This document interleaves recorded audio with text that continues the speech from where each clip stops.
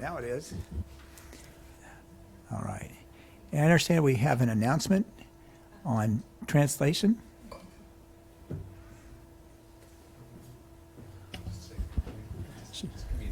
Buenos días, bienvenidos.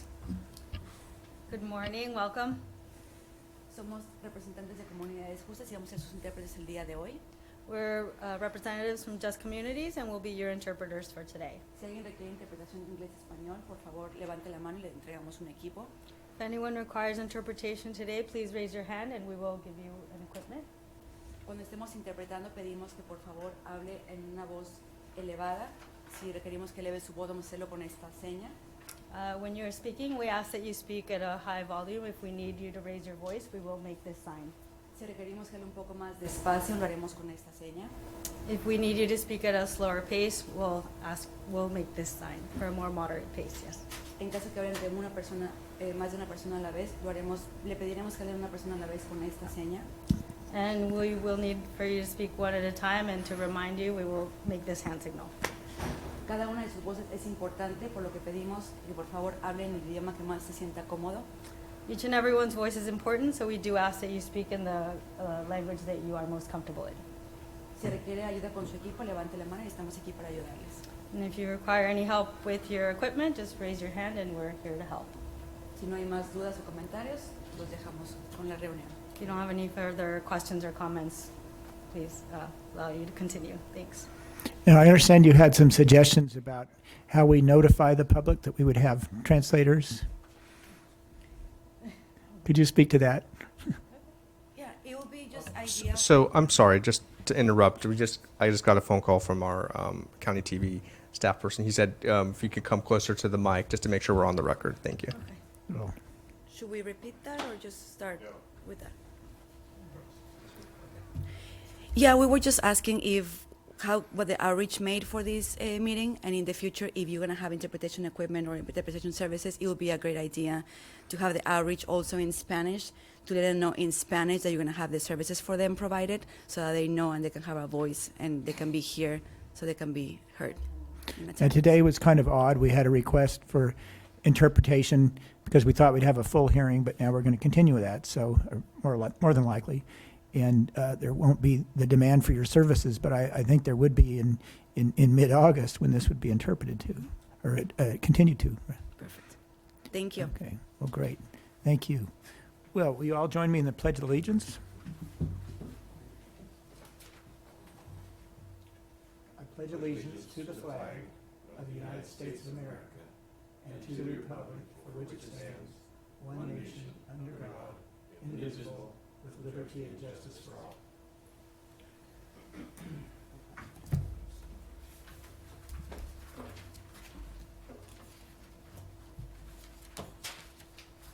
And Mr. Villalobos, will you make the TV coverage announcement and then also conduct the roll call? Thank you, Mr. Chair. Good morning to the Commission. Planning Commission hearings are televised live on County and Santa Barbara Television, Channel 20 at 9 a.m. in the South Coast, Lompoc, San Ynez Valley, Santa Maria, and Orchid areas. Rebroadcasts of Planning Commission hearings are on Fridays at 5 p.m. on CSB TV, Channel 20. Today's hearing will also be streamed live on the county's website and will be available for download in a day or two. Now for the roll call, Commissioner Farini, Here. Commissioner Blau, Here. Commissioner Cooney,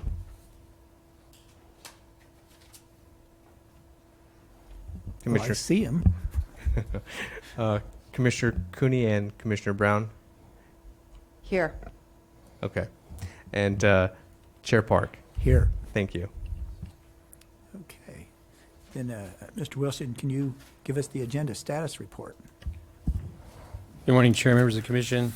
In regards to the agenda today, we have 3 items on the standard agenda, the five-year capital improvement program, and a property line adjustment, and the ARG operating company project that was continued to the meeting today. Just as a matter of record, there has been a request for a continuance submitted for the Planning Commission to continue that item to the hearing of August 14th.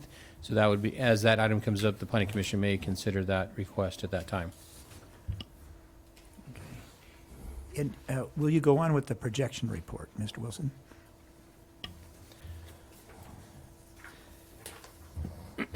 The projection report indicates the following. The next hearing after today will be in Santa Barbara, and that'll be on June 5th.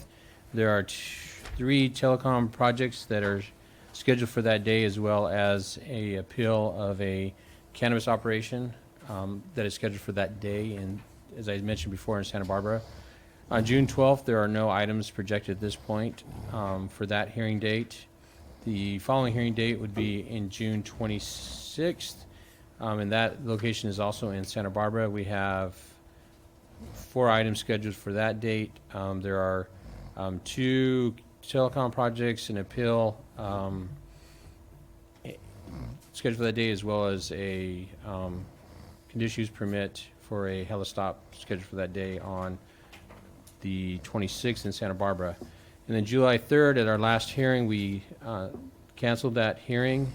And then the following that will be July 10th. There are 3 items scheduled for that day, and that'll be here in Santa Maria.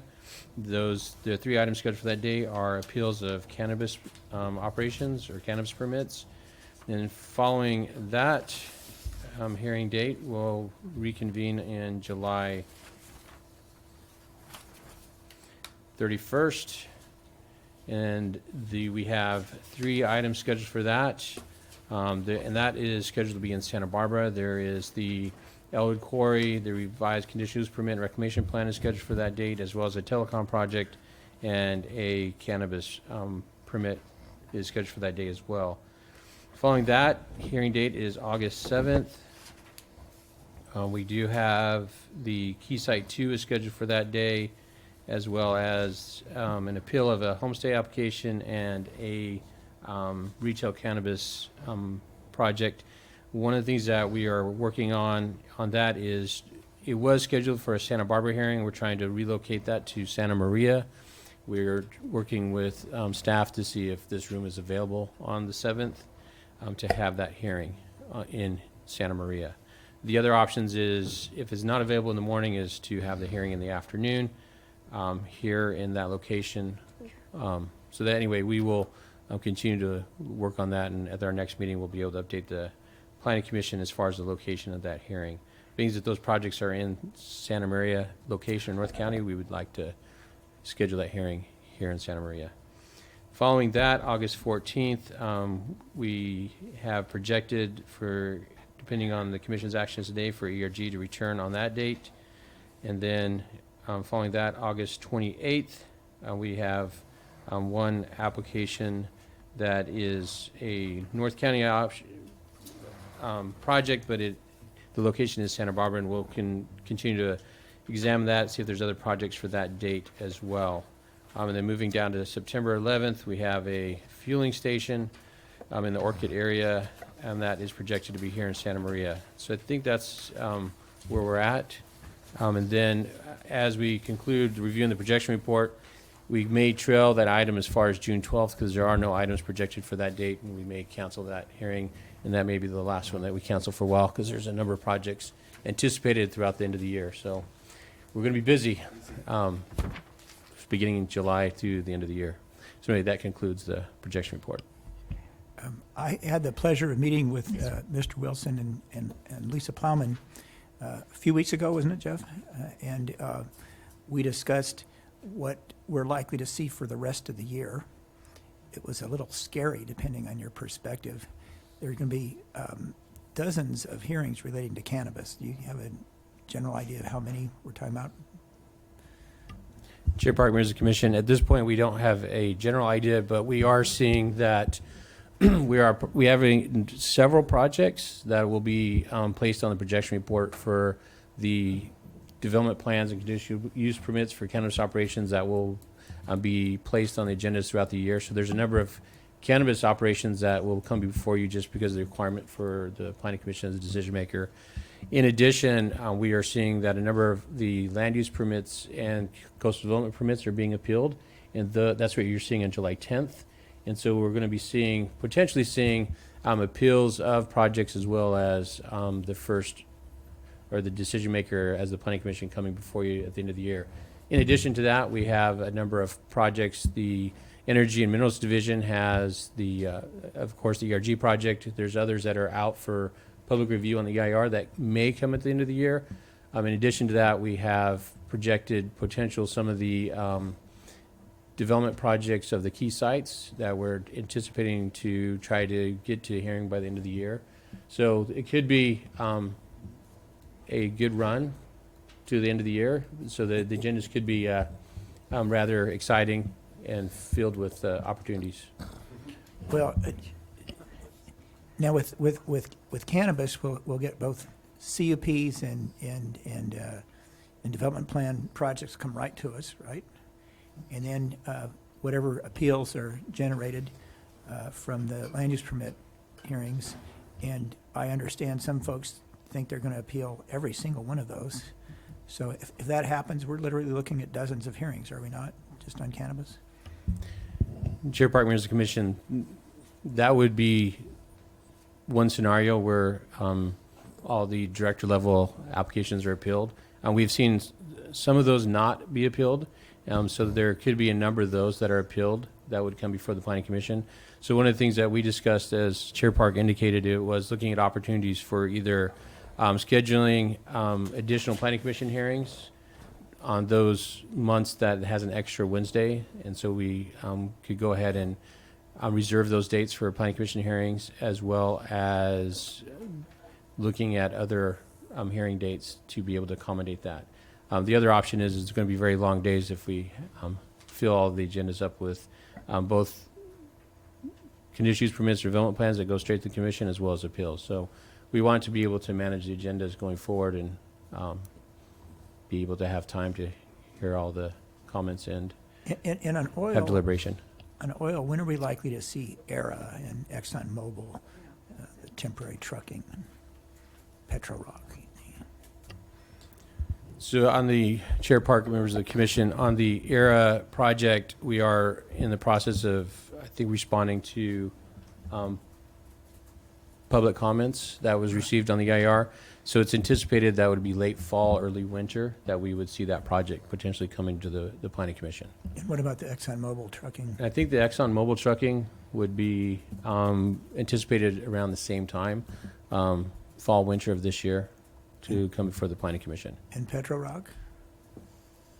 And we're looking at, that would probably be coming early next year.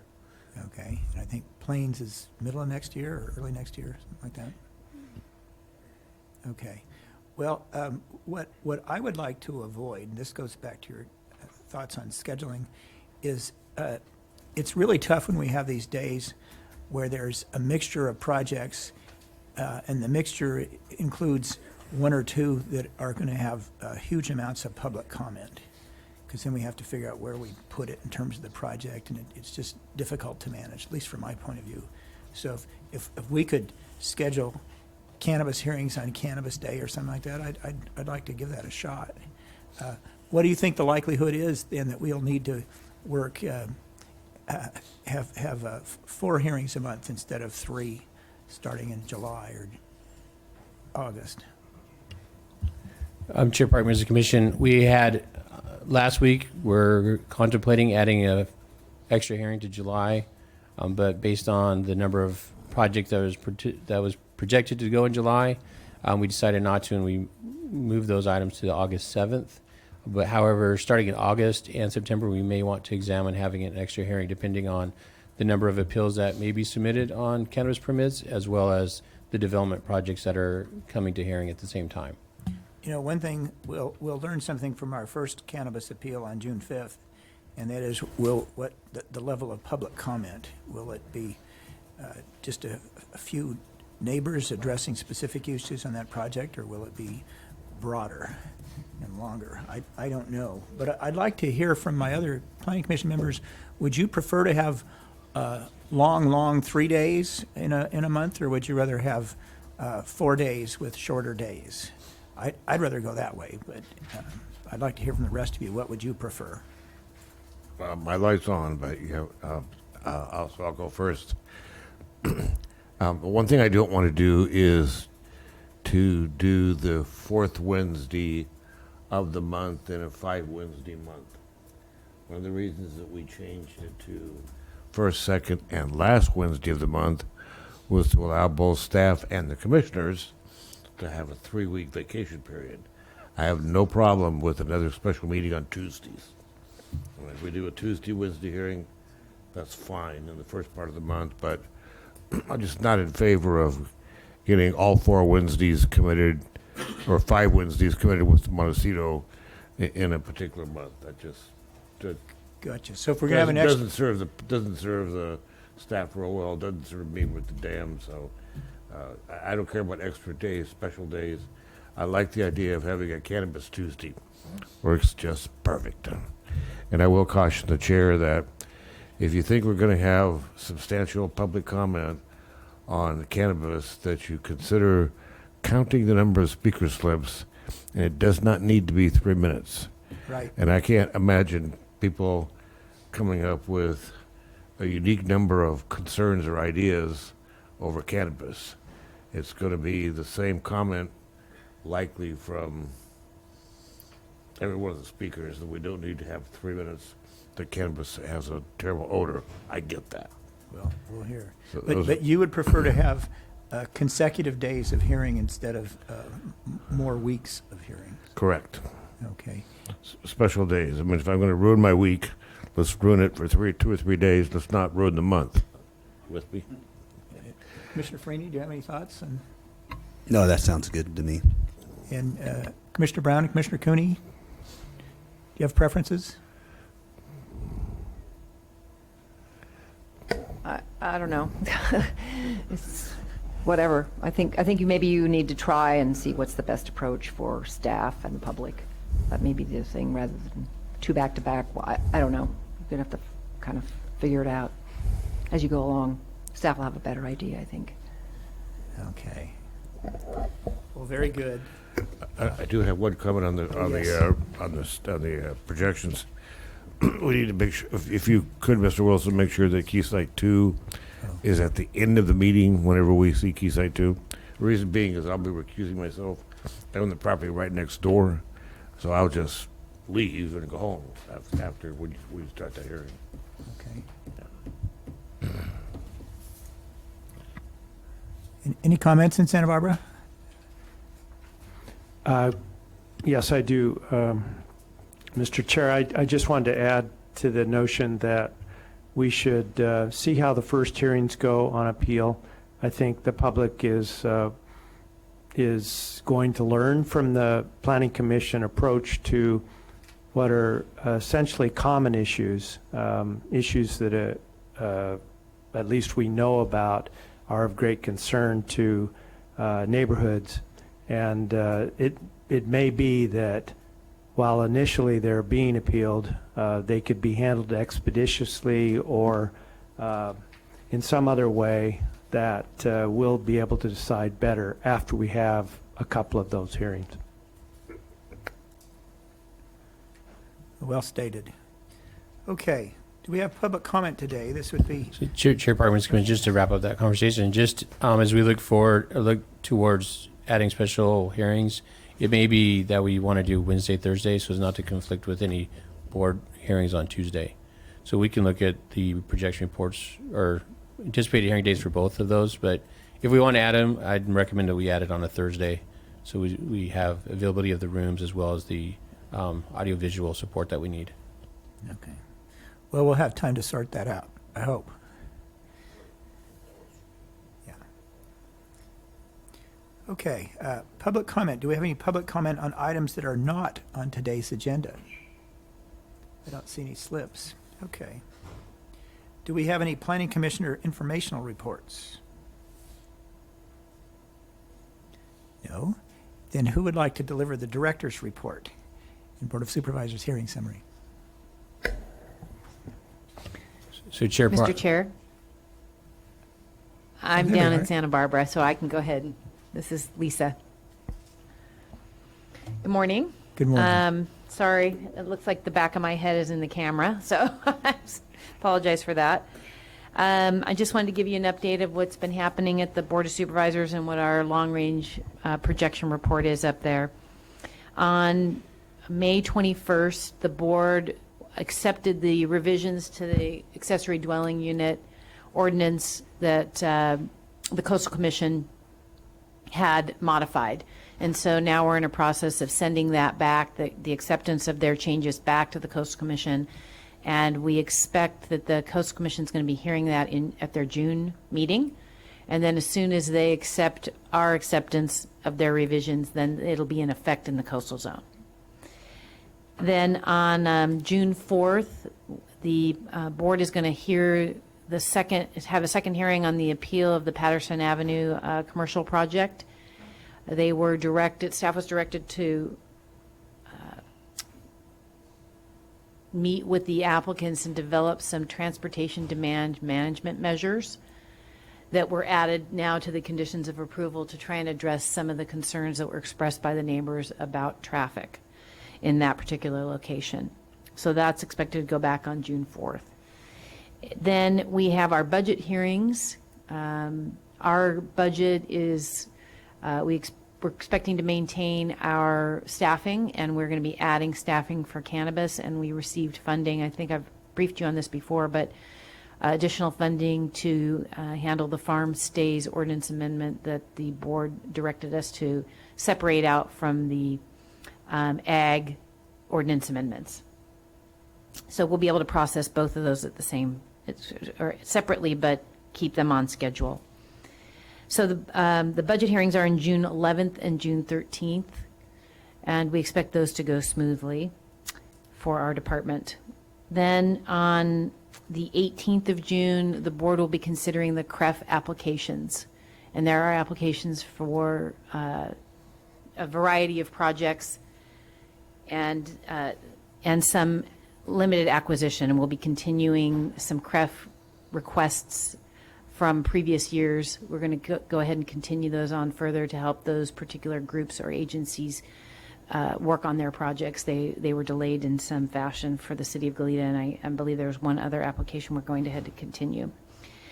Then on the 9th of July, we're going to be taking the Planning Commission's recommendations on the changes for the cannabis ordinance, particularly for Ag 1 properties. And the board will be considering that. It was originally going to be considered on July 2nd, and we bumped it to July 9th. And I think that is it for our projection report for the board at this point in time. I'd be happy to entertain any questions. Mr. Chair and Ms. Plowman, the Yes. 9th of July hearing will be held in Santa Maria. That's correct. Yeah, I think a lot of people in the South Coast want to make sure they understand That's that. correct. And there'll be facilities here in South Coast. For There will be. Yeah, okay. Yes. All right, thank you. Yes. Any other questions? Okay. Well, let's move on to our standard agenda then. Do you call Mr. Chair, I think we skipped our minutes. Oh, we did, didn't we? Oh, well. That's why I have cheat sheets. Okay. Does anyone have any questions or comments about the minutes?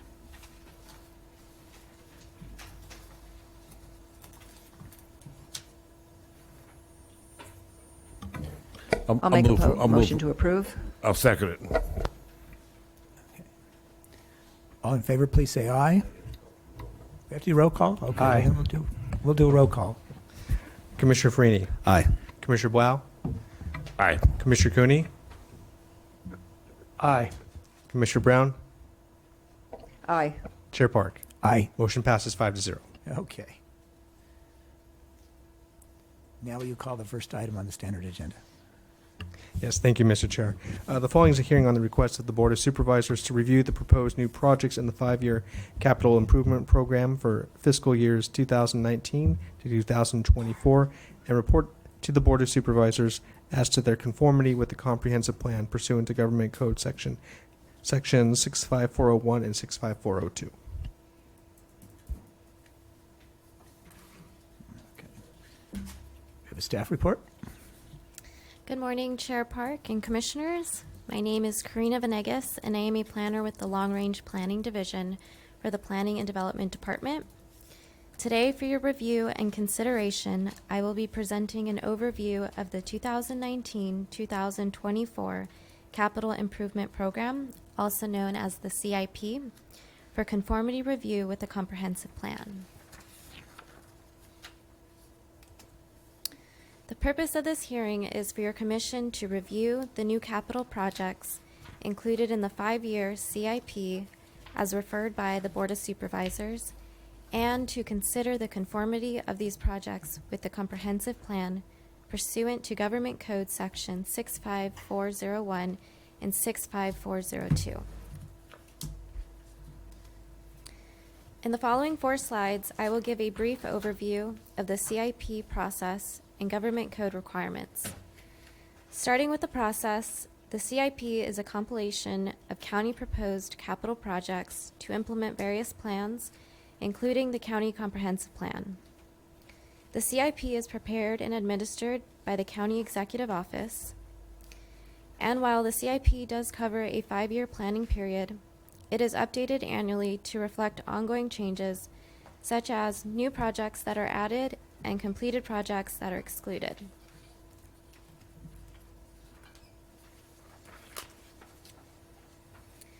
This slide shows how today's hearing fits within the annual CIP process as a whole.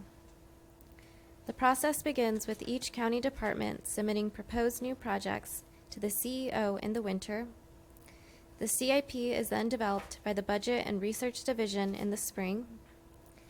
And in March of this year, the Board of Supervisors conceptually approved the CIP and forwarded the new CIP projects to your commission for conformity determination. Today, your commission will review the new projects within the CIP for conformity with the comprehensive plan, and staff will recommend that you forward your findings to the Board of Supervisors to receive and file at a hearing in June.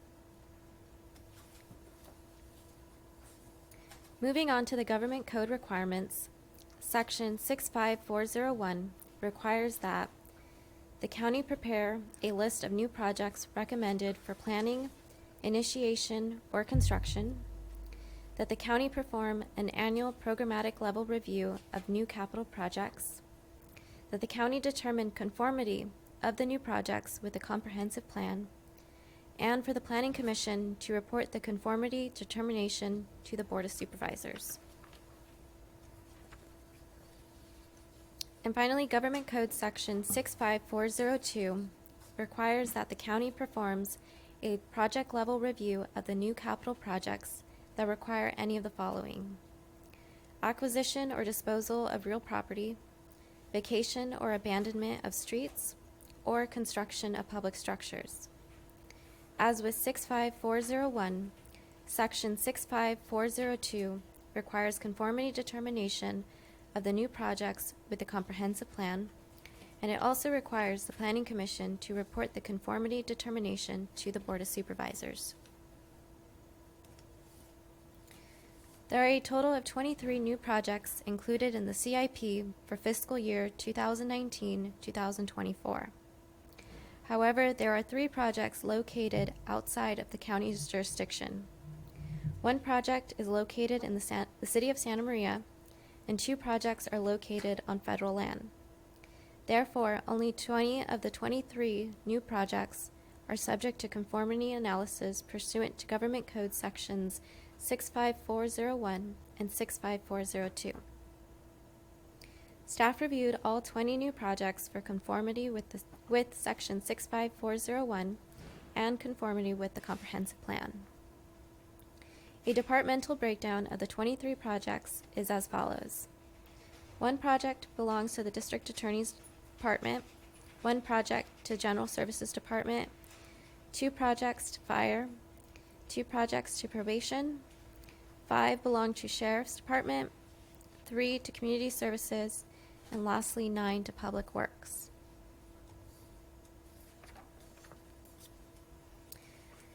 Attachment B of the Planning Commission staff report includes a list of all 23 new projects and their associated conformity analysis for the purposes of Section 65401 and 65402. These new projects include equipment purchases, infrastructure improvements, facility maintenance programs, and construction of new public structures. Staff recommends that 15 of the 23 projects are found in conformity with the comprehensive plan. 5 projects will require future conformity review, which I will address later in this presentation. and as previously mentioned, 3 projects are located outside of county jurisdiction and are not subject to conformity review. The 2 projects listed on this slide involve acquisition of property or construction of public buildings or structures, and therefore are subject to further review pursuant to Government Code Section 65402. Attachment B of the staff report includes the conformity analysis for the Fire North Training Facility project, as well as identifies the applicable comprehensive plan policies and includes the findings to support these conclusions. Whereas the Buena Vista Creek Debris Basin project necessitates additional review to determine conformity. Staff recommends that the Fire North Training Facility project is found to conform with the comprehensive plan and 65402.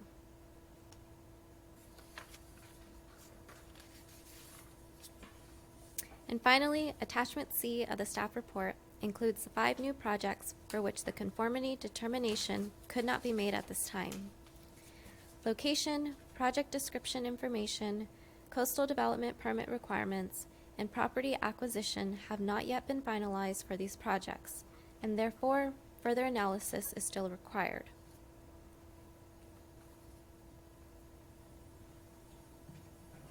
The CIP serves as a funding mechanism that helps prioritize funding for projects.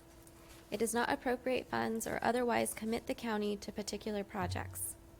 The CIP is therefore not considered a project as defined by CEQA, and therefore is not subject to environmental review. A notice of exemption will be filed by staff and is enclosed as attachment T to the staff report. In conclusion, staff recommends that the Planning Commission take the recommended actions as listed on page 1 of the May 9th staff report, including consider the new CIP project's conformity with Government Code Section 65401 and 65402. Report County Planning Commission's conformity to finding to the Board of Supervisors, and determine the Planning Commission's review of the CIP is not a project pursuant to CEQA. This concludes staff's presentation, and staff is available to answer any questions the Commission may have. Thank you. Do any of the commissioners have questions of staff? Commissioner Blau. I'm just curious, on the firefighting training center, did anybody look to see if we could borrow or be cooperative with the city of Santa Maria for their training center? Just not sure we need multiple training centers, one for the county and one for the city. Just a question. And then I have another comment about road abandonments that I'll make when you answer that question. Yeah, Chair Park, Commissioner Blau. Unfortunately, we don't have the information about the training centers, what the fire department's training plan is, or their facilities, and what their considerations are. But we could check with the fire department and make sure they get back to you on that. If you want. It just seems to me if it's cheaper for us to, cooperate with the city, do it there. I would just like to know that's why that can't happen. Then the other thing I want to comment on is the street abandonment process. It is. How do I say this? Completely ridiculous, if you want to know the truth. There's 2 kinds of abandonments that occur. One is where the county actually owns the property. They acquired it by purchase, by eminent domain, or by whatever. But the more typical one is where you, as a subdivider or developer, you do an offer of dedication of the street, or it could be easement, and so forth. Well, I must tell you that right now the abandonment process in this county is typically between $12,000 and $20,000 in fees, and takes 18 months to accomplish by property divisions.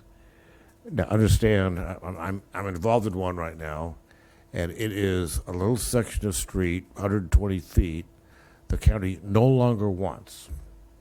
It serves no purpose. They don't want to own it. They don't want to maintain it. They want to get it back on the property tax rolls. 18 months to do that process, and they're telling me $12,000 to $20,000. It should take 30 days. It should cost a few $100s, not several thousand. So I would really appreciate, at least it's my recommendation, that the planning commission tell the board, go look at that process. It's crazy. When we do a street abandonment, we're trying to reduce the cost to the county of something we don't want and don't need. Why would we burden a developer or a property owner and take that length of time to do it? If it wasn't for the good graces of Mr. Wilson and some other county officials, they were not going to give me a building permit for 18 months. No, so that's not, and that's like, do I care about that? Yeah, I care about that. Does the county care about that? They should. You want to wait 18 months before I put the property on the tax rolls? Crazy. So if we could look into that process and recommend to the board that they relook at that whole abandonment process to make it quicker, cheaper, because it's a benefit to everybody, not just to the developer. Those are my comments, if we could include those. Okay. Any other questions for staff? Okay. Then I think we would have public comment on this, if there is any, but I don't see any speaker slips. Okay. Let's move on to Planning Commission deliberations. This is an action matter, is it not? Okay. Anyone have any comments? Well, do I hear a motion to adopt staff's recommendations? I'll make a motion to adopt staff's recommendations with the two comments attached to them that I just made earlier about the abandonment and about looking into doing a cooperative training center with the cities as well. I'll second. Second. Do we have any comments on the motion? Well, then, Commissioner Farini, Aye. Commissioner Blau, Commissioner Cooney, Aye. Commissioner Brown, Aye. Chair Park. aye. Motion passes 5-0. Very good. Thank you. Read the second item into the record. Thank you, Mr. Chair. The following is a hearing on the request of Lisa Bedrogi, agent for HPV Rancho Arbolado, LLC, to consider case number 17 LLA 5, application filed on December 15, 2017, and to adopt the negative declaration 19 NGD 3 pursuant to the state guidelines for implementation of the California Environmental Quality Act. Okay. Do we have a staff report?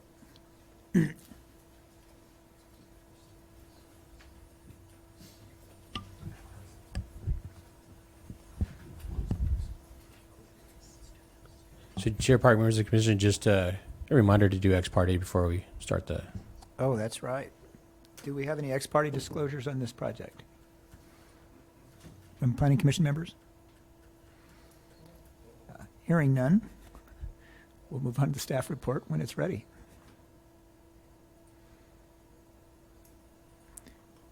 Thank you, Mr. Wilson.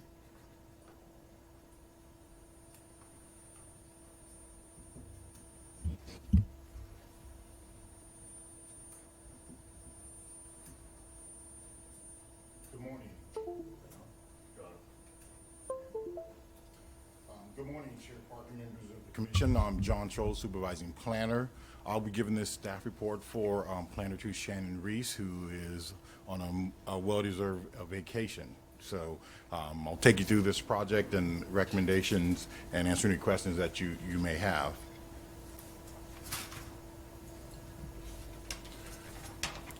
So as read into the record, this is a lot line adjustment involving approximately 400 acres located to the northwest of the junction between Highway 1 and Highway 101 as shown on the screen.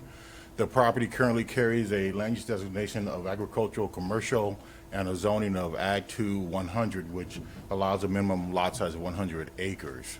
Gaviota State Park, as you can see, is about a mile to the south of the project site. And also we're about a mile and a half from the Los Padres National Forest as well. This is just an aerial view of the project site. As you can see, it is approximately 400 acres as outlined in the white bold lines.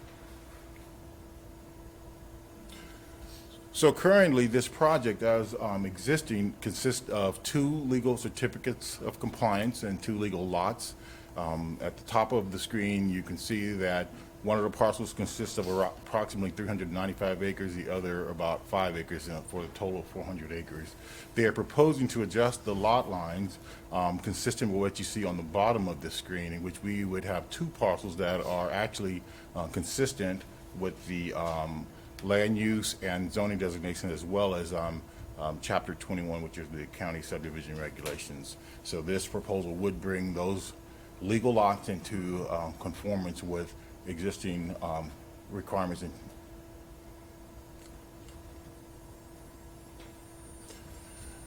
As part of this process, the staff went through a process and had various studies identify some of the sensitive areas on this property. There are some steep slopes, there are some biological resources, and some cultural areas as well.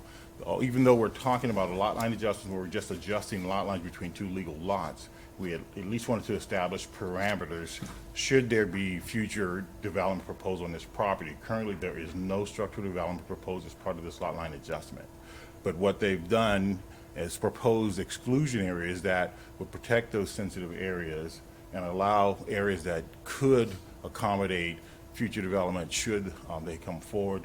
As I believe their representative, Alicia Bedrogi, is here. She can talk to future plans, but today what we're bringing before you is just a lot line adjustment and identifying those sensitive areas and areas that could accommodate something in the future should the owner choose to pursue that.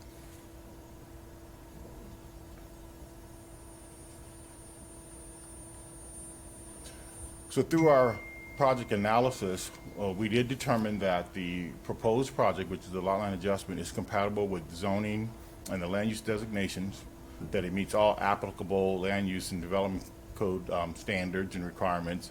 It's consistent with Chapter 21, which is the county subdivision regulations, consistent with the comprehensive plan, the Gaviota Coast Plan requirements, and as I mentioned earlier, remedies legal non-conforming status of existing lot sizes and would not increase development potential because they are 2 existing legal lots. The negative declaration that was prepared was distributed to various state agencies and local organizations, including United States Fish and Wildlife and multiple Chumash and Mission Indian groups. We did receive 2 comments. However, those comments did not identify any significant environmental impact associated with this project, and they understand that should there be future development proposed, that would be reviewed further at that time. So basically, we've determined that the proposed project will not have a significant effect on the environment. The project does not include, as I mentioned earlier, permit or increase potential for future development on site, as these are 2 existing lots. And then the further development proposals would be subject to the county standard regulatory review processes. So staff is recommending that you make the required findings for approval of the project specified in attachment A of your staff report, including the CEQA findings, that you adopt a negative declaration that is included as attachment C, and that you approve the project that is subject to the conditions outlined in attachment B. And with that, I believe staff is available to answer any questions the commission may have. Do any members of the commission have questions of staff? Commissioner Blau? Yeah, my question is, why are we even seeing this here? I mean, I have to tell you the truth. If I were to do this in the city of Santa Maria, it's about an $800 fee, and I do it across the counter with one of the staff members. It doesn't go before the commission or the council. And I'm curious to know I'm sure when Ms. Bedrosian comes up to the stand, I'm going to ask her how much she's paying in county fees for this, but it's somewhat ridiculous when we're talking about taking a 5-acre lot and a 300-acre lot and making 2 about 150. I mean, this should be a ministerial, across-the-counter, simple thing. I mean, for me, the most expense would be to pay my surveyor to redraw and file the maps so that the county recorder, the assessor now has updated map configurations. I just don't get why we're seeing this here. It makes no sense to me. I mean, it's great that you've determined that it doesn't have development potential. What difference does it make? Anything you do to develop this property has to come back for further review. I don't get it. John, can you help me here? Or you could just say you agree. I'm going to look at the assistant director, if you'd like to. Commissioner Blau, through the chair, excellent comments, discussions. However, as indicated in the staff report, this item is brought before the Planning Commission because the Chapter 21, the county subdivision regulations, indicates that these items have to be brought before the Planning Commission. So we hear your comments, your remarks. However, we're bound by the regulations, and so that's why it's before you today, as it's in the current county regulations that these items are brought before the Planning Commission. So how do we change that going forward? Is that something the commission needs to formally take up to the board, ask them to redo this? I mean, this is, we have this mission statement where we want to be friendly and efficient to our constituents. This is neither one of those. Commissioner Blau, to the chair. I think we brought up similar conversations when we did the process improvement workshops almost a year ago now. And this would fall under the identifying regulations that may need to be changed to facilitate a process improvement. And this would be one of those areas. So as the commission is aware, to change the ordinance, it would need to go before the Board of Supervisors. And that can either be done through the work program, through Long Range Planning Division, or it could be sponsored by a private party, or it could be directed from the Board of Supervisors for staff to do this. So those are the procedures or methods for changing the ordinance. But Commissioner Blau is correct that in order to have that changed as a process improvement item, it would need to be direction from the Board of Supervisors to do that.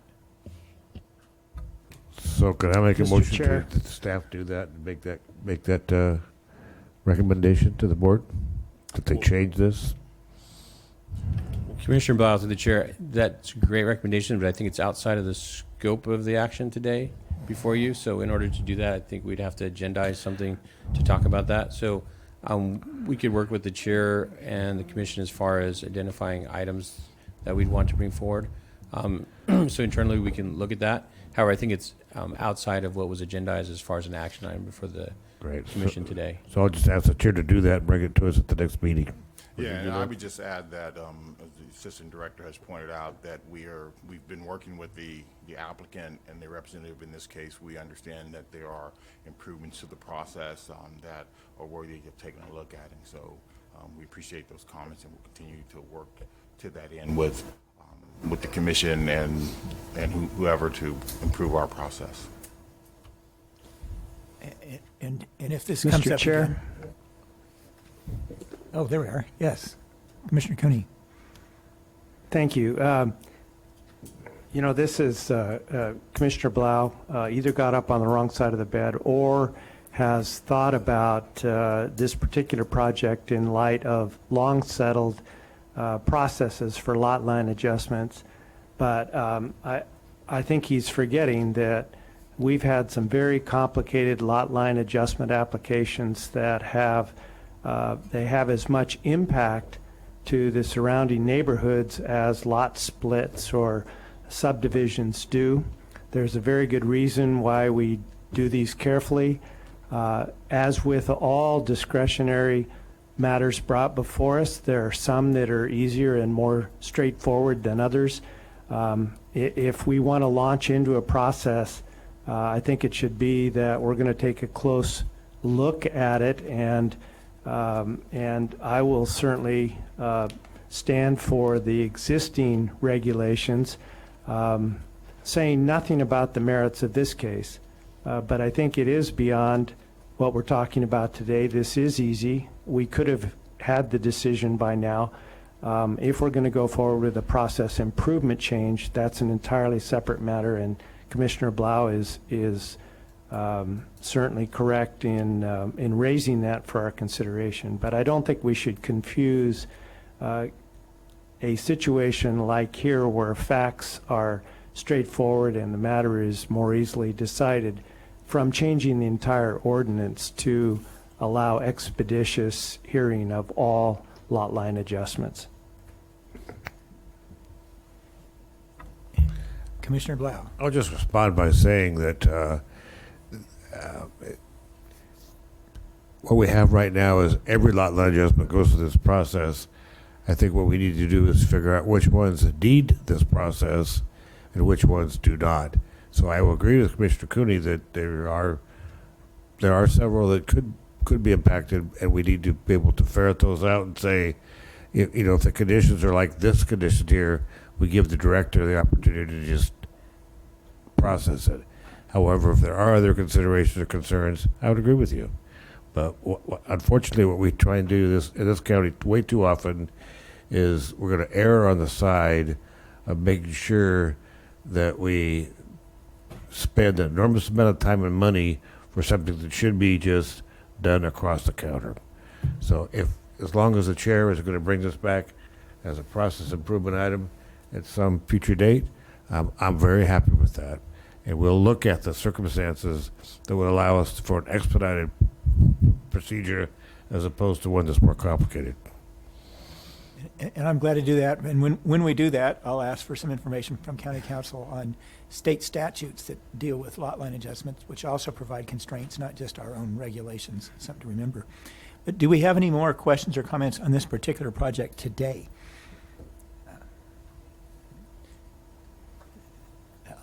Hearing none. Do we have any applicant presentation?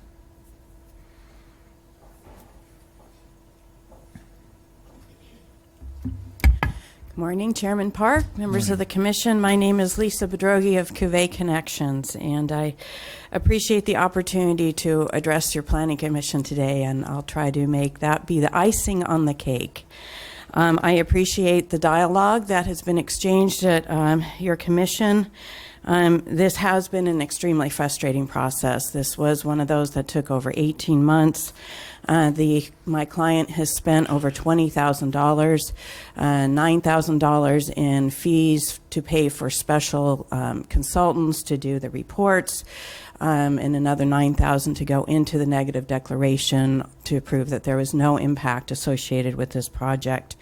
All the while, we continually said at every step of the way, the proposal was not for the purposes of development.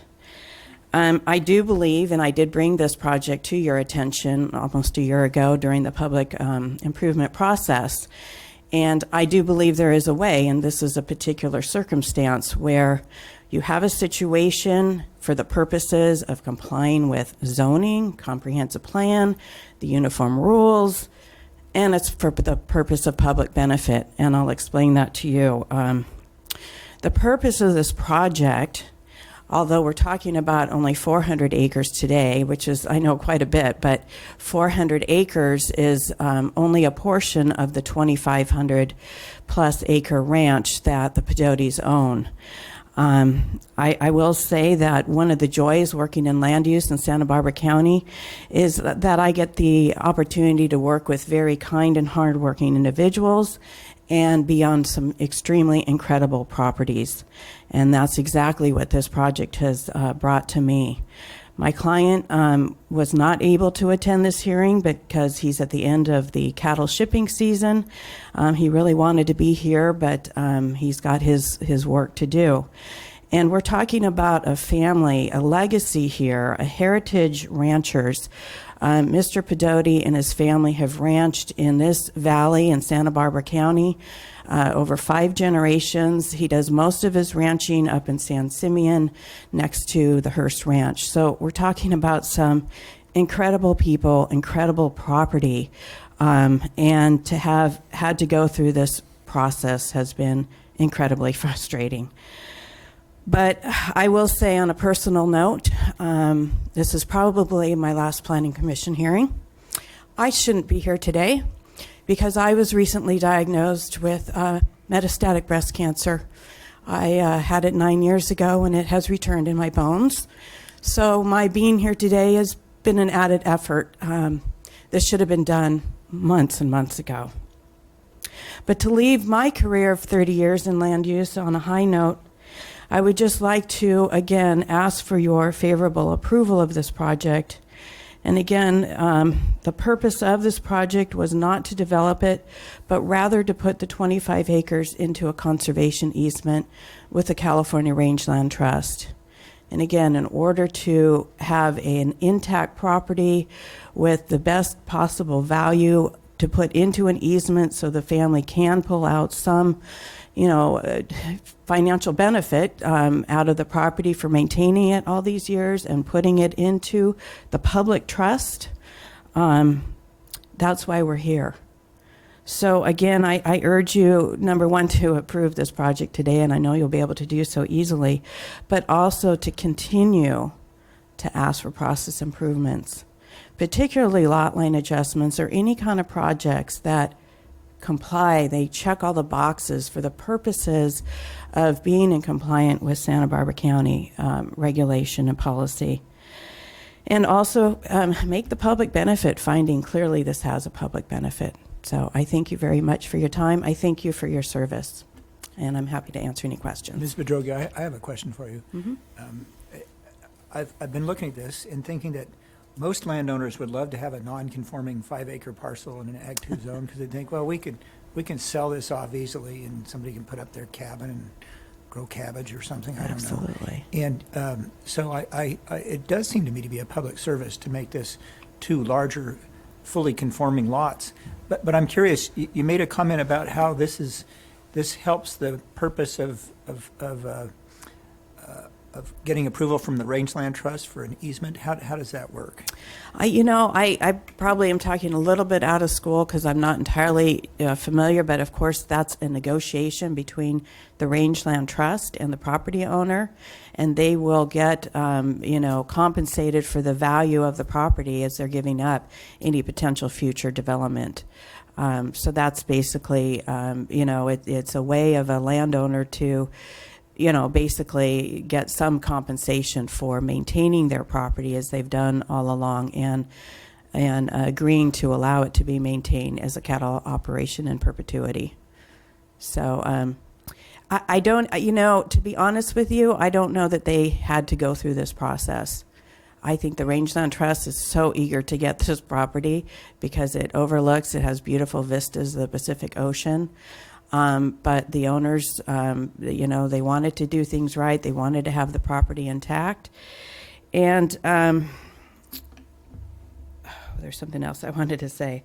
But in any case, we're here, and we would like your expeditious approval of this. One final comment.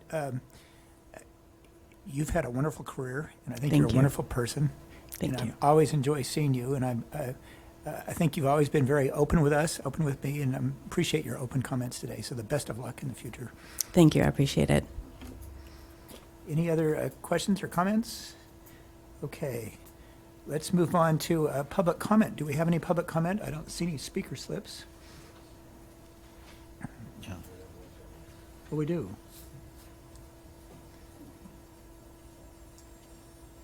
Is that? You're not for this side. No. Okay. Then let's close the public hearing. And let's have deliberations by Planning Commission members. It being in my district, I believe, 3rd district, I support the project. I think it is a benefit to the public to take this imbalance of 2 parcels where one is a 5-acre parcel and making them both legal conforming parcels is all for the good. And I can appreciate why some commission members and the applicant had hoped that this could occur more expeditiously. But there we are. Let's do what we can today. So I support the project. Do you have any other comments? Yes, I support the project, and I'm ready to move forward Okay. with the motion. Well, then I'll move that we adopt the staff's recommendations to make the required findings, adopt the negative declaration, and approve the project. Second. Any further deliberations? Mr. Villalobos, will you conduct a roll call vote? Commissioner Farini, Aye. Commissioner Blau, Aye. Commissioner Cooney, Aye. Commissioner Brown, Aye. and Chair Park. Aye. Motion passes 5-0.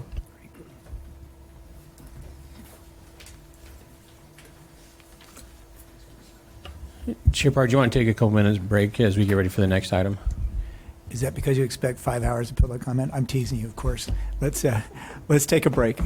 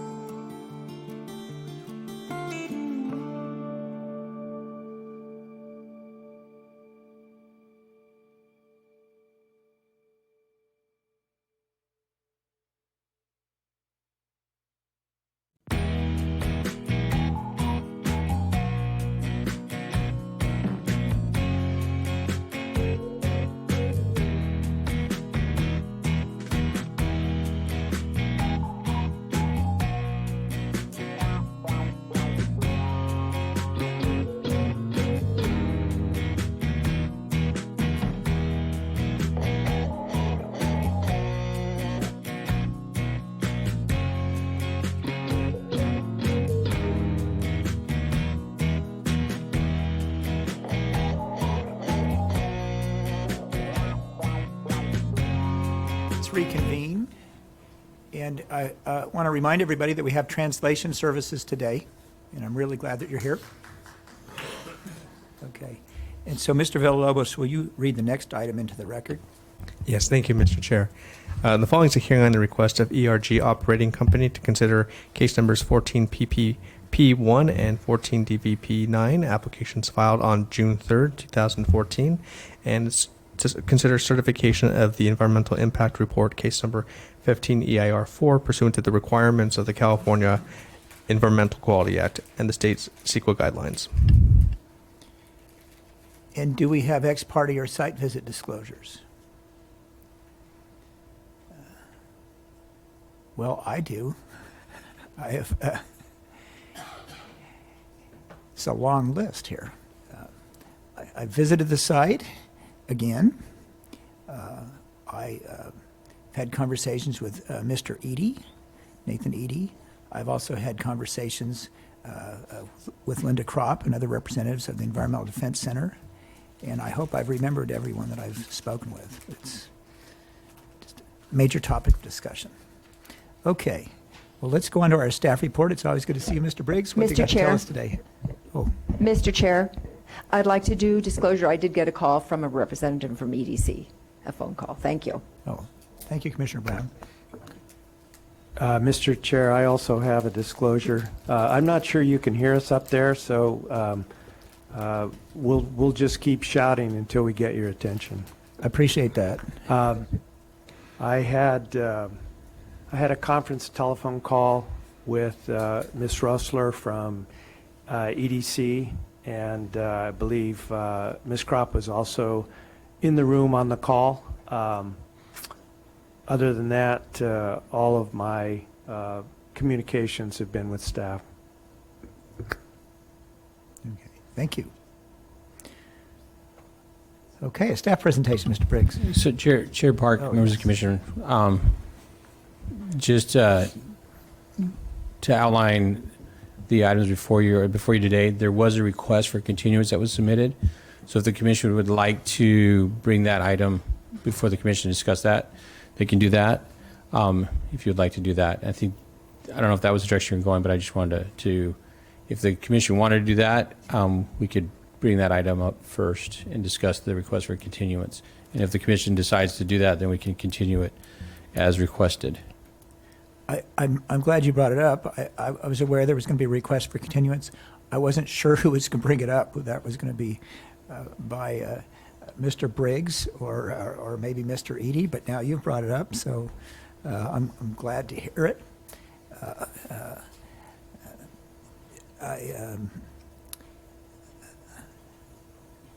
So does someone need to make this request, or have you just made it on behalf of the applicant? Chair Park, Mr. Commission, I was just notifying the commission that a request was filed. So the commission or chair, under your discretion, you may bring that item up for the commission to discuss that request for continuance and take public comment on the request for continuance. If the commission is deciding to grant that request, that would be the options before you. Or the item was continued to today's date for discussion and for the review. But that request may be something you wanted to consider first and then take action on that. And I presumed we would. In fact, I presumed that that was going to be the first thing that Mr. Briggs was going to report on. So why don't you go ahead and report on that particular piece of what you're prepared to do today, Mr. Briggs, and then let's take that up. Well, Mr. Chair, if I could, this is a 4th and 5th District item, I think. So I'm going to go ahead and make a motion that we continue this to the August 14th, is that correct? Yeah. And then if you want, and then once we get a second on that, we can discuss the motion.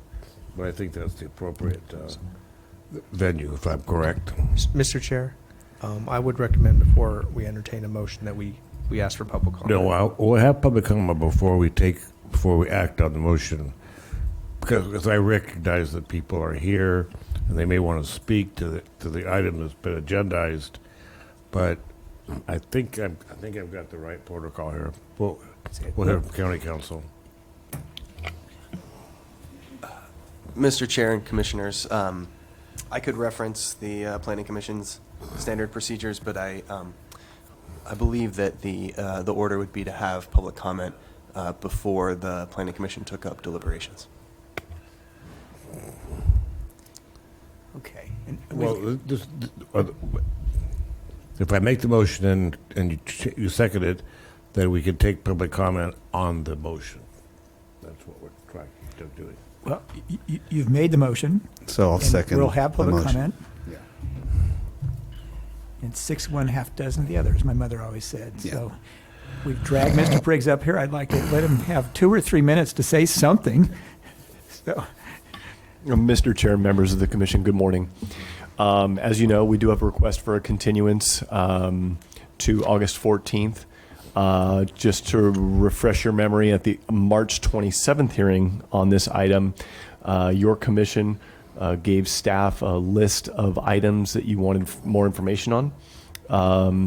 We have been working very hard on responding to each of those informational requests. There are a couple of items that are requiring a little bit more effort than we had anticipated, and we're working with the applicant to complete that list of items.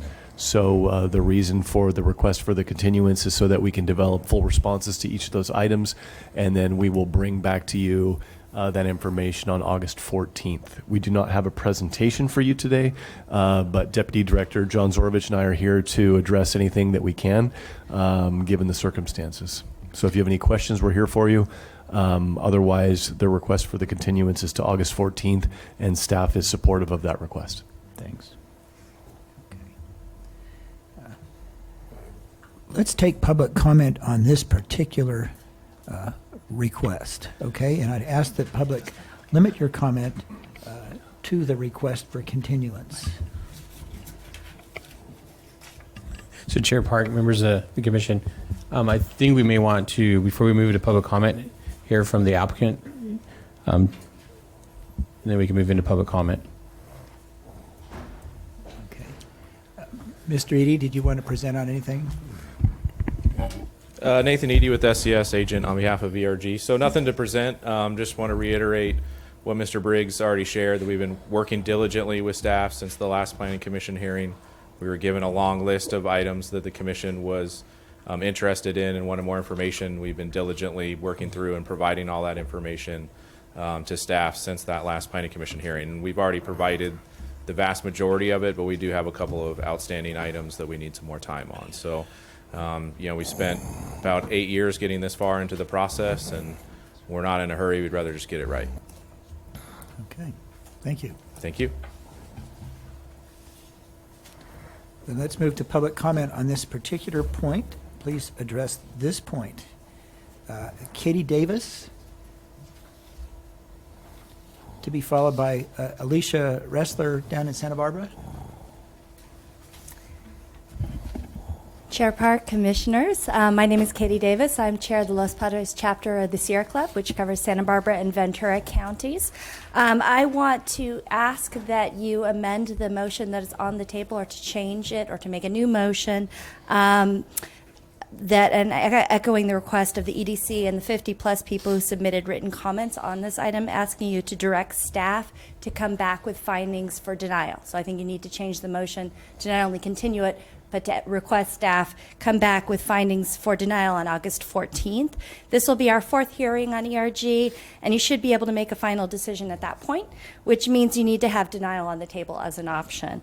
I point you also to the letter that the EDC submitted that highlights significant new information, as well as the additional information that has come out through the last 3 hearings on the significant issues and problems with this proposal. Not only the USGS study that has found groundwater contamination, water well contamination by oil contaminants in Santa Barbara, Ventura, and Kern County as a result of cyclic steaming.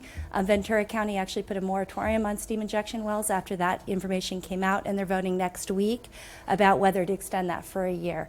And so certainly that is a major concern with this expansion of cyclic steaming. In addition, the EDC highlighted the history of oil spills, including those that have not been contained, violations including starting multiple wildfires that have burned 35 acres, an oil field worker death that came out that was a result of workplace safety violations and numerous policies that this project would conflict with. So we would ask you to direct staff to come back with findings for denial as well as an option on August 14th. Thank you. Okay. Alicia Ressler, be followed by Roy Reed. Alicia, are you in Santa Barbara? Yes, hi, I'm in Santa Barbara. Wherever the, thank you. Hi, I'm Alicia Rossler, staff attorney for the Environmental Defense Center. I'm here today on behalf of Sierra Club and Santa Barbara County Action Network. I'd just like to support the comments previously made by our client, Katie Davis, on behalf of Sierra Club, and add to that, we have had several hearings. We would prefer not to have a continuance. We were prepared today. We've submitted 2 letters. There's been significant new information that's come out. Much of the information that was requested by the commission should have been included in the EIR months ago. So we feel that there has been significant delay already in this project and process, and the public would like to keep it moving along. So while we do not necessarily support a continuance today, we do hope that if the commission moves that direction, that they also amend the motion to include a direction to staff to prepare draft findings for denial. There's already been draft findings for approval that came out in March. So we would like the commission to be prepared, the hearing on August 14th, to actually take action for denial if they feel it's appropriate.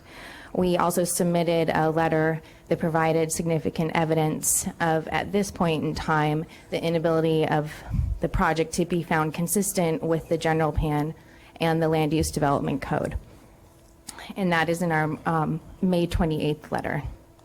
We would also like to request that for the August 14th hearing, that the public be provided with 3 weeks' time in advance to receive the staff report and any new information by the applicant. At that point, the applicant will have had several months to provide this information, and we feel that it would significantly hinder the ability of the public to comment on that if they were only provided a few days before the comment deadline.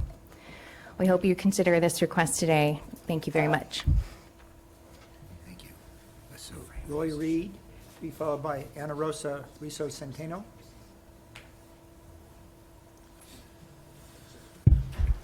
Hi, my name is Roy Reed. Good morning, commissioners and chair. I actually own a ranch immediately adjacent to a portion of ERG's property, adjacent to the Canton lease. I'm here today standing before you again, looking at what should ostensibly be a simple process, but which has morphed into something far more complicated. Just like to ask you, when you're faced with a task like this, who do you listen to? Do you look at the public comment letters that were referred to? I actually read all of them. A lot of evidence to cutting, pasting, clicking, but little evidence of original thought on behalf of any of the senders. So how much weight do you afford those? How much weight do you afford some articulate and very vocal supporters of a rather small minority of citizens in the county? Or do you put more weight on another submission from the Environmental Defense Center, which is typically of substantial volume but lesser substance? And also, how much weight do you put on their proposal that I think the average citizen would find somewhat preposterous, in that you prepare findings of denial prior to the time at which you listen to the applicant, who has been diligently going through the process, and only ask for this extension to enable them to satisfy requests from the planning department in preparing that. So I'd just like to ask you, what actually has the most weight in making your decision?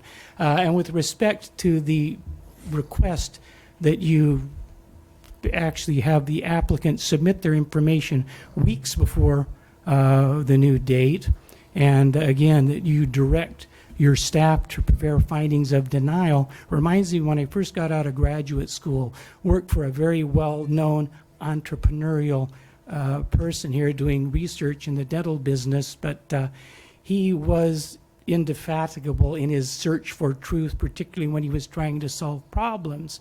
And he often said, There are no embarrassing questions, only embarrassing answers. I would think if I were on a commission and I was asked to answer the question why I would have prepared or directed my staff to prepare findings of denial prior to the final hearing, I would think that would be pretty embarrassing. So in the end, I would ask you to go along with staff recommendations and grant applicants' request for a continuance to August 14th. Thank you. Thank you, Mr. Reed. Ana Rosa Rizo Centeno, followed by Javiera Barandia-san.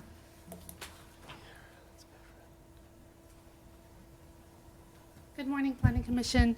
My name is Ana Rosa Rizo Centeno with Food and Water Watch. First of all, I want to say thank you so much for providing translation. There was some confusion whether there would be public comment with this item, so we didn't mobilize a ton of people to come today, but be sure that at the August 14th hearing, there will definitely be people that will use the services. There's actually a couple people who might be arriving around 10:30 and might still do public comment if public comment is still going on. But I don't think there's anything wrong with asking for findings for denial. I don't think it's right for you all to just go off of findings for approval. It's when people go to vote, in their guide, they have the argument for and the argument against. And it's a very simple argument. We want you to have all the information needed to make the best decision for Santa Barbara County. So I also would like to push for you to amend the motion to include having staff come back with findings for denial. And yeah, thank you so much for your time. Thank you. Javiera, are you here? Yes. To be followed by Jeremiah Salazar. Good morning. My name is Javiera Barandiaran. I'm a professor at the University of California, Santa Barbara. I teach social science and environmental politics. And I feel like saying that I'm here also in representation for hundreds of our students that you have seen at countless of these hearings and events. Sunrise Movement 350, UC Students for Sustainability. There are multiple organizations that, as you know, have been very vocal against this and other fossil fuel projects. So I want to echo what Katie Davis, EDC, and Ana Rosa have asked, requesting an amendment to the motion to request the Planning Commission to direct staff to present findings for denial of the ERG Cat Canyon Revitalization Project for a number of reasons. One, because any informed decision needs to consider all the information. And one of the things that we've seen over the last year, 2 years of this project is that the more time passes, the more information that's put on the table, the worse this project gets. So now we have evidence of widespread water contamination. In the last hearing, we had new evidence about how carbon intensive this project actually is, sort of locking us into a very perverse mechanism where we need to burn huge quantities of natural gas and fossil fuels in order to continue producing what are now increasingly trace amounts of fossil fuels from our grounds. So the more time passes, the more information that's put on the table, the worse this project gets from multiple perspectives. The second is that as a public institution, part of the spirit of the environmental impact review process is to weigh the balances, the pros and cons of any of these projects. These are going to have life-changing impacts for our community, but also for the state, for the county, and for the globe, essentially, because as you all know, we are facing now a climate emergency, a crisis. The Guardian this last week changed its nomenclature and how it describes the current moment. So to ignore the climate crisis that we're living in is irresponsible, frankly. This is no longer the 1990s, it's no longer the 1980s, it's no longer the 1970s, and that broader context needs to feature prominently. So those are my main reasons. This is my last time physically present at a hearing. You'll be hearing from me in written comments because as part of my job, I will be representing the University of California for the next 2 years in Chile, where I will be able to participate in the upcoming Conference of the Parties that is happening this December. I'm proud to say that the Chilean government, currently led by a very entrepreneurial and pro-business president has nevertheless quadrupled its solar energy installed capacity. He has pledged not to build a single new coal-fired power plant. And he himself, in inaugurating this upcoming conference of the parties, has talked about having to take urgent action to avert the tragedy that is unfolding before our eyes. So again, this global context is very important, and I will be submitting my comments from Chile as I continue to be a UC faculty member and leading all my Santa Barbara students from afar. Thank you. Thank you. Jeremiah Salazar?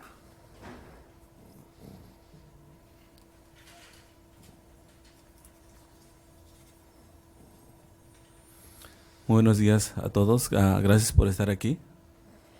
Good morning to everybody. Thank you for being here. Mi nombre es Jeremías y estoy con Food and Water Watch aquí en Santa María. My name is Jeremias, and I'm here with Food and Watch in Santa María. Hoy estoy representando no solo a la comunidad de personas que luchan por la salud del ambiente, sino también la comunidad mixteca y la comunidad oaxaqueña de trabajadores aquí en Santa María. Today I'm here not only talking from the community that's from the Food and Watch companies, but also from the Mixteco and the farm workers in here in Santa María. Les quiero dar gracias por tener traducción.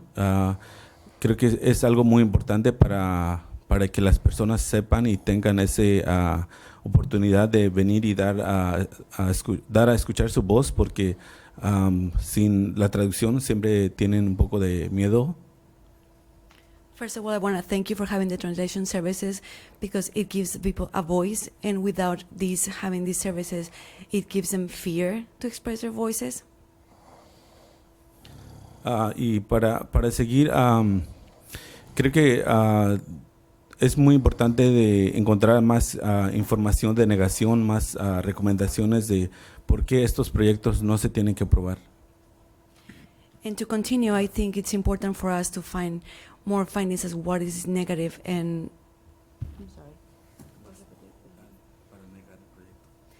for the denial of the project, for the non-approval of the project.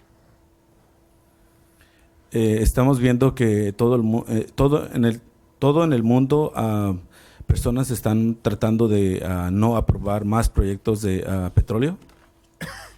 As we can see all over the world, we're having more people and more companies not approving these kind of projects, petroleum oil projects. Es muy importante mirar el futuro y considerar que este planeta realmente no pertenece el futuro no pertenece a los ricos, pertenece a los niños.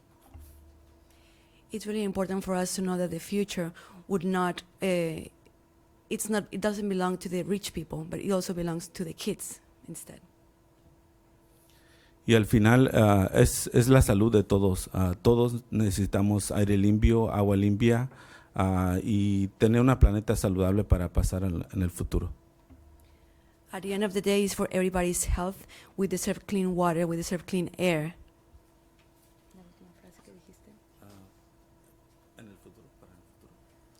In order to have a better future.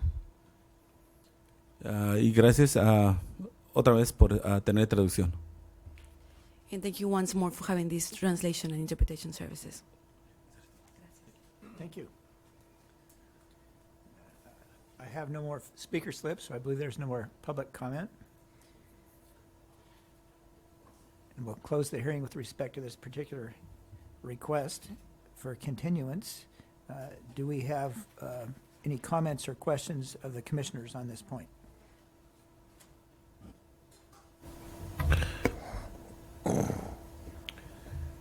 Yes. Mr. Chair. Oh, I'm sorry. Let me call Mr. Commissioner Thank you. Cooney. I would just like to address the 2 points that were made by members of the public with regard to our continued hearing. It is more than 2 months away from now, and so I think it is reasonable to have as much flexibility for the commission at its meeting as it hears the additional arguments and testimony at that hearing to have findings that could be adopted at that meeting, at that particular meeting, to deny the project, as well as the findings we've had for several months already to approve the project. Staff has done a lot of work to get those findings prepared for approval, and I don't think it's unreasonable, given the time we're talking about here, to have the denial findings. Not that we're prejudging it, but that it is part of the material to be considered by the commission. With respect to the request to advance the staff report to an earlier schedule than the week before the hearing in terms of it being made public, that's a continuing request. We as commissioners, we like to have as much advance notice with respect to our staff's conclusions and recommendations as we possibly can in every hearing. I don't know if it's going to be possible, given resources, to do that, but I certainly would urge that staff give as much time to the commission and to the public to review the staff report. Commissioner Blau? Yes, I'll agree with Commissioner Cooney on the hope the staff can put out the material far enough in advance so we don't have just a week for the public to look at it. As far as amending my motion for include items for denial, the answer would be no. The reality is that normally when we get the staff report, the professional staff we have, based on the information they uncover, makes a recommendation to the commission to approve the project or deny the project. If they're making a recommendation to approve the project, they would give us their reasons for the approval. And if they were to want to recommend that we deny the project, we would have conditions for the denial. So the staff has looked at the information they've received so far. They're making a recommendation that we approve it. Now, during the course of the next 2 months, when they continue to process this project, should they change their minds, that would be appropriate for them to come back with conditions for denial. But as long as they don't come to that conclusion, the professional staff will make the conditions for and provide them for approval. If at the termination of the hearing, we determine that it should not be approved, we will then probably continue the hearing for a week, tell them what reasons we're denying the project, and then they'll come back with those conditions. To have them do it both ways is quite frankly counterproductive, and I don't think it's the right process. I mean, they have determined that the project should be approved based on the information that they have received. If we as a commission determine later that it should not be approved, we will tell them why, and then they can format the conditions for denial at that point in time. That's my only comment. Do we have any other? Commissioner Freeney. I'll just say I agree with what Commissioner Blau is saying. It's quite perplexing to direct staff to come back with a negative finding when we haven't heard everything and their opinion was what it is in the record now, and at any time they are free to change that. So I continue with the second of Commissioner Blau's motion. And Mr. Chair, if Yes, I can Commissioner just Brown. add, thank you, some additional thought. You know, it is not uncommon with controversial projects where staff would bring, at the very beginning, we've seen that, both findings for denial and approval. It's not that they should be a neutral party, and it should be up to the Planning Commission to make that decision. And in doing so, I think it's a more balanced approach to presenting a project rather than saying, here, we think that should be approval, when it may be more prudent to sort of step back and say, well, here is both ways to think about this. And I think that would be helpful. Only another reason, if the commission decides not to approve the project, it would be another month September, maybe in October before that final hearing. So that's my consideration. I want to speak to this myself. Mr. Chair, Commissioner Coonerty. I'll wait to hear from you, but I do have a follow-up comment. I have mixed feelings about the request for preparing more findings. I've heard for the last year from Commissioner Blau that it should be a typical practice on all sorts of projects to have alternative findings so that we don't have to wait another hearing. And I support that, and I think that would make sense as a policy of this commission for all projects to have alternative findings right there with us in the staff report. But that's not what's in front of us today. What's in front of us today is a request for this project to have these alternative findings for denial. I swore an oath when I took this job to follow the law, and the law requires that we fully investigate these matters. We have a full hearing before making decisions. I haven't made a decision. I should not have made a decision. And I'm not sure how you prepare findings when we've not finished going through the EIR yet. We've asked questions, but we haven't had answers to those questions. Once we finish with the EIR, we'll take up policies, and does this project comply with policies of the county? There's all sorts of issues left to be explored. So I'm kind of uncomfortable with the idea of directing staff to prepare findings for denial when I don't know what would be in those findings. I think the right thing for me to do right now is to ask Mr. Briggs and Mr. Zorovich, what is your comfort level with preparing findings for denial at this stage? Would you be able to do it?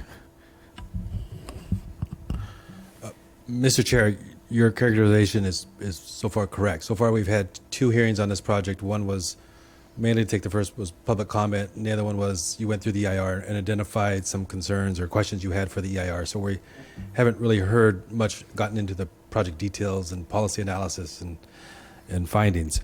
So I think at this point, if your commission were to request that we return for findings, we'd like to hear some of the Planning Commission's input on what those findings would be. At this point, I think that would be helpful for staff, so that if we are asked and directed to return with findings for denial, that we captured those that are maybe on your thoughts. Right now, we have not done that. We believe the project we still are following our recommendation so far, and so that's where we're at this point. Okay. Well, I personally feel it would be premature for me to give you direction as to what should be in negative findings or denial findings or positive findings. It'd just be premature for me to give you any direction as to findings. Do we have any further comments? Oh, I do, Cooney. Mr. Chair. I believe in the process we follow, and we normally do have staff's prepared findings for whatever conclusion they're reaching. And it is rare, but we do have some cases where staff is moving for or recommending denial of a project, and it has findings attached to it which would support that denial. My thought is the discretion to deny the request for continuance, which is considerable, remains with the commission. And while I've heard from staff that that they were a co-participant in the request for more time, convinces me that we do need to grant the continuance. I don't think in the normal case we would give 2 months to an applicant just to delay the implementation of a potential negative decision. So I'm not going to oppose the motion that Commissioner Blau made and Commissioner Farini opposed, primarily because I do think in this case staff needs and requests more time to work with what has already been presented and additional questions the commission has raised.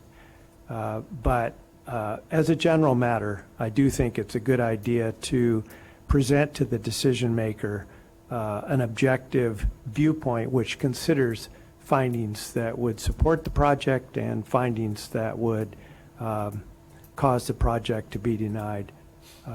This may not be the case. I urge staff to get everything before the commission and the public as early as possible. The request that I heard was for 3 weeks. That's not unreasonable. If it could be done a month in advance by the 15th of July, even better, but there may be more there in terms of preparation than I know about.